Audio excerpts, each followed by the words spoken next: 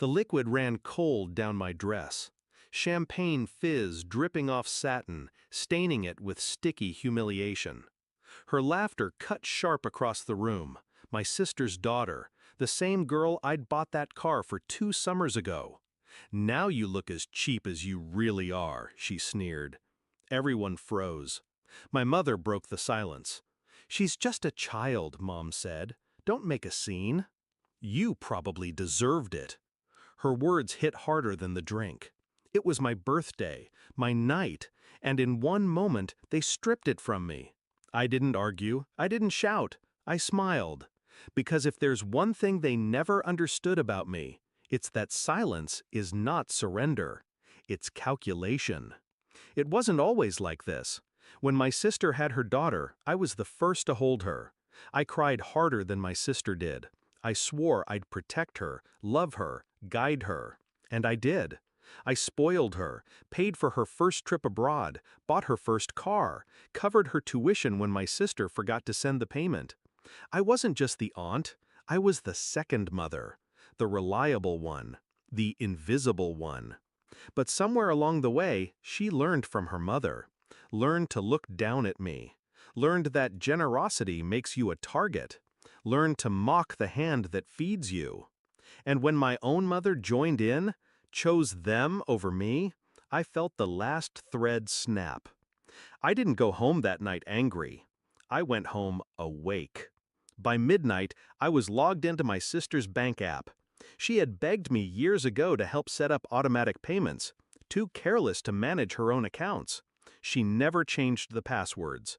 I clicked once. Her credit card canceled. At 7:50 a.m., my phone buzzed. A text from her daughter. "WTF? My car's gone. It was repoed? What the hell did you do?" I didn't answer, because that was only the beginning. Here's the part no one sees coming. They built their lives on me. When my sister overspent, I covered her bills. When her daughter overdrafted, I slipped money into her account. Quiet rescues, silent safety nets. But the thing about being invisible? No one notices when you disappear until the ground under them collapses. Step 1 was the card. Step 2 was the car. Step 3? Their credit line. Frozen. No shopping sprees, no online orders, no emergency funds to fix what I broke. By noon, my sister was calling, screaming, accusing me of sabotage. I didn't deny it. I didn't confirm it either. I just let her voice crack and die into static. Then came the real move. The apartment her daughter lived in while pretending independence? Leased under my name. Every document, every signature. They'd begged me to co-sign when she was too young and her mother too broke. I logged into the management portal, unchecked one box, and submitted the termination notice. 30 days. That's all she had left before she was out on the street. The best part? Watching the dominoes fall without lifting another finger. Their calls grew frantic, their texts piled up, demands at first, then pleas. My mother even tried her favorite tactic, guilt. "You can't do this to family." But family did this to me, for years. That night at the party was just the first time they stopped pretending. The confrontation came a week later. My sister stormed into my office, wild-eyed, dragging her daughter behind her. "You've ruined us," she spat. "How could you be so heartless?" I looked at them both, expensive clothes bought with my money, entitlement dripping off them like perfume, and I felt nothing but clarity. I leaned back, calm, deliberate. "You ruined yourselves. I just stopped cleaning up the mess." Her daughter's face twisted. "You're jealous. You always have been. That's why you're doing this." I smiled. That same smile from my birthday. Jealousy? No. This is justice.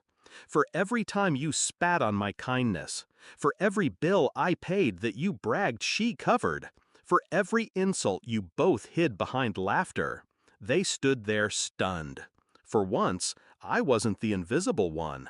I was the one pulling the strings. The eviction notice came 2 weeks later. The car? Gone for good. The credit? Destroyed. My mother called again, begging me to show mercy.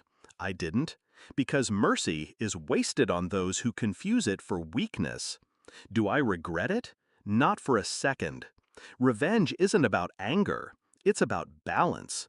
And balance means letting them feel the weight I carried for years.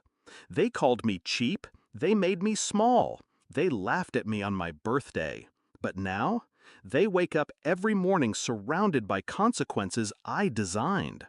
And every time they reach for the life they once had, they find nothing. Because I took it back. All of it.